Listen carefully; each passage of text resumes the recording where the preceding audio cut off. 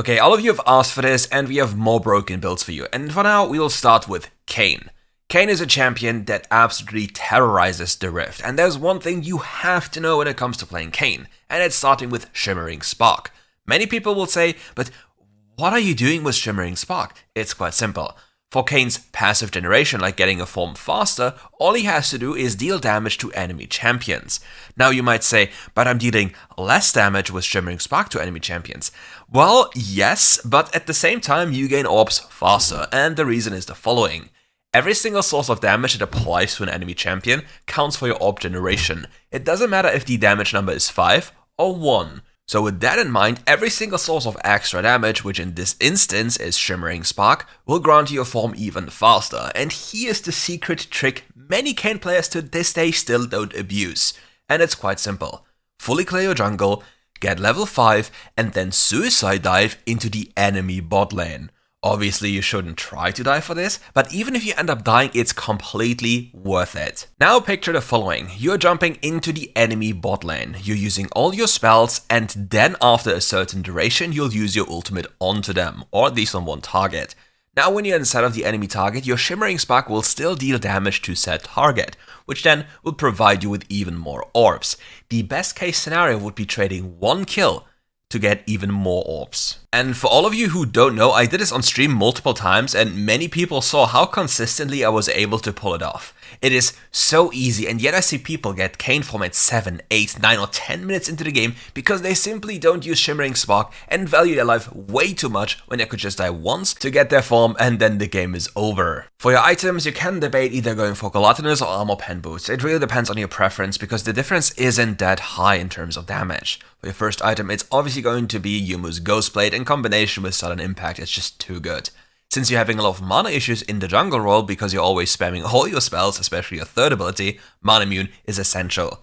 Then because you need Percentage Pen, it's obviously going to be Cyril's Grudge, into Starrick's Gauge, into then having Guardian Angel. However, depending on the game you're playing, you might exchange Starrick's Gauge for a Sense Reaver, because a Sense Reaver will increase the damage on your ability, which most of the time is going to be your second ability, tremendously. And alternatively, if you really don't need the Guardian Angel for your suicide attack, you can just go for an Edge of Night. As for your enchantments, it's obviously going to be Stasis and Quicksilver. For your runes, First Strike, Sudden Impact, Mark of the Week, Zombie Ward and Giant Slayer. Good morning, Draven players. We have a special gem for you, and it's a juicy build that will take your damage to the next level. So for your starting items, we'll obviously go for Gluttonous Grease as fast as possible. After this, we try to get Bloodthirst as fast as possible. The Vampiric Zepter in combination with our Gluttonous Grease make us so powerful in terms of brawling. And on a lot of other AD carries, Bloodthirst after Gluttonous Rush is very potent. You should definitely look into it. Next to this, it's Infinity Edge time and then Lord Dominic's regards. The idea behind this, Draven doesn't really struggle with killing squishies anyway, but dealing with high HP and tanky targets is more of a problem. Definitely want to go with these high AD items, and Draven has an attack speed steroid anyway.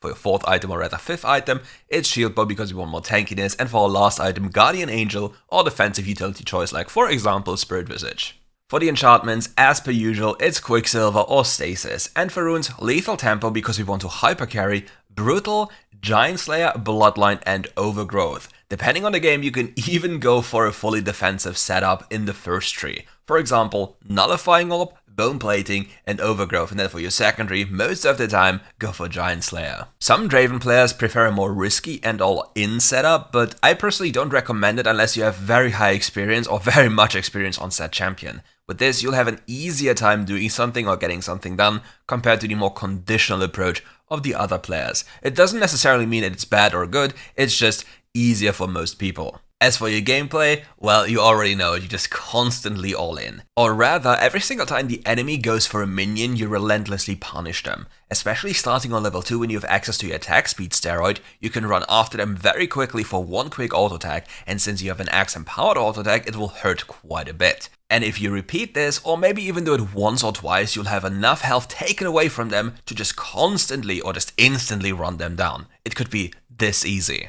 The next champion I need to talk about is Jarvan. Here we technically have two different approaches to the champion. One, a more lethality oriented approach, and a more tanky oriented approach. Both can feature similar items, but are completely different in the way they are played. One one-shots and the other one just sustains and kills you over time. Not really slowly, but well, you know the idea. Anyway, for your items, you'll rush Gluttonous Greaves as per usual as the best boots of the game in terms of offensive capabilities. After this, it's Yumo's Ghostblade for the map pressure, you want to run fast.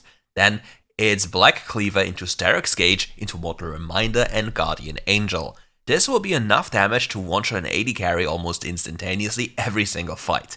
And for your enchantments, it's Quicksilver and obviously Stasis. For your runes, we have First Strike, Sudden Impact, Mark of the Weak, Zombie Ward, and Giant Slayer.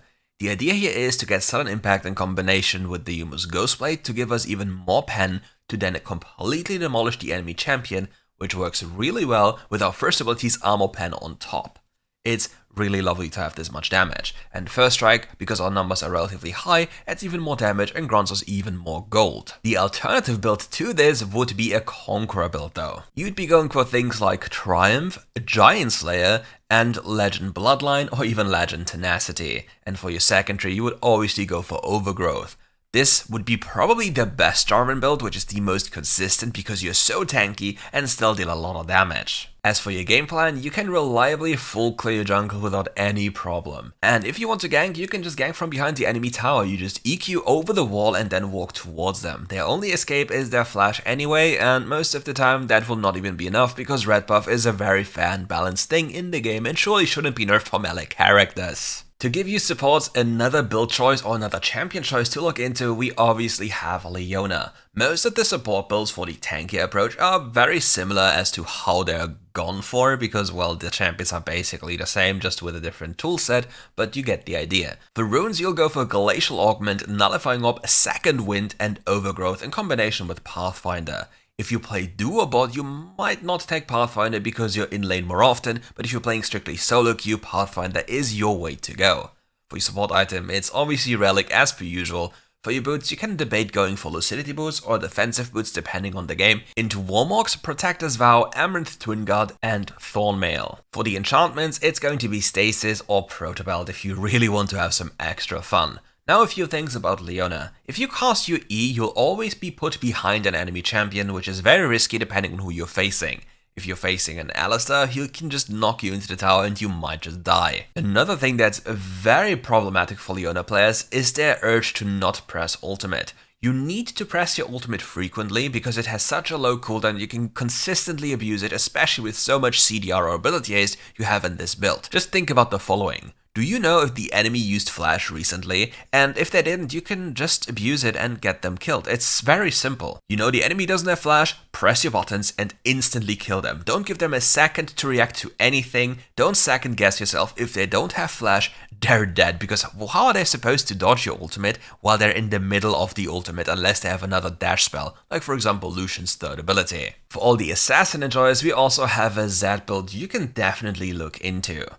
Of course, since I'm not an advocate for the pen boots, we are going for the Gluttonous Greaves to provide us with some extra utility in a sense of survivability during the early, mid and late stages of the game. But as per usual, you can also go into armor pen boots.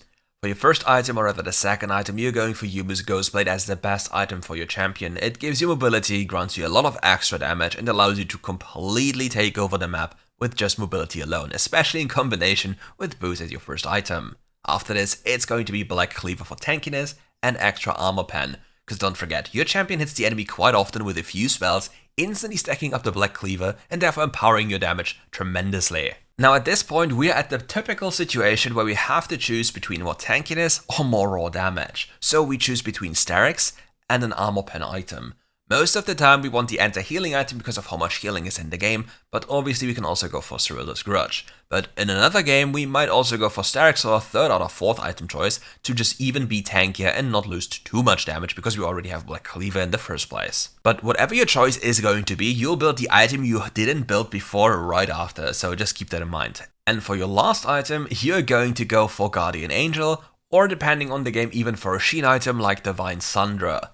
And for enchantments, it's Stasis or QSS. Rune-wise, we are running with First Strike, Sudden Impact for the Pen, Mark of the Week, and Eyeball Collector. Next it is, we'll obviously have Giant Slayer because killing squishy targets is not a problem for us at all. They just exhaust and then we peace out and then we do it again because we have no cooldowns anyway. But for the tanky targets, we take a lot of time killing them, so having up to 14% extra damage on all our spells and auto attacks is quite nice to have and will help us out tremendously as well. To give you also a little bit of advice when playing assassins, you don't have to fully rotate to another lane. You can just walk a little bit towards the lane, then hide in a brush and wait for the enemy to make a mistake in your own lane. Do they touch the wave? Do they move up too far? Or are they even following you? You don't know, but whatever they do, you will have a way of punishing them and maybe even killing them instantly, which then nets you another wave and turret platings for absolutely free. And that is kinda it for today's video. Thank you all for watching. If you enjoyed the video, leave a like, comment to boost the algorithm. And if you want to become a member and join the Skullcrab Enthusiast Squad, the Collector Hater Squad, or whatever you want to do, just press the join button. You can also catch me live streaming once in a while and ask me any question on stream. So again, thank you all for watching and see you soon for more.